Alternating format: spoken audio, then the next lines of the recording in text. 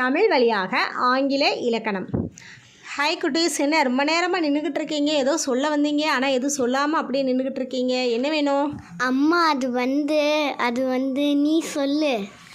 அது ஒன்றும் இல்லைம்மா, இல்லைம்மா. என்னாச்சு ரெண்டு பேருக்கும்? ஏன் ஹெசிடேட் பண்ணுறீங்க?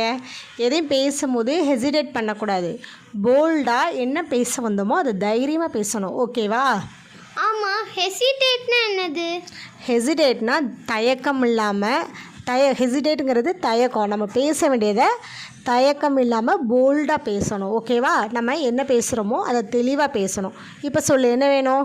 அம்மா, ஃப்ரிட்ஜில் உள்ள ஐஸ்கிரீம் எடுத்து சாப்பிட்லாமாம்மா? ஐஸ்கிரீமும் வேண்டாம், நீங்கள் போல்டாகவும் பேச வேண்டாம், ஓகேவா? No ice cream.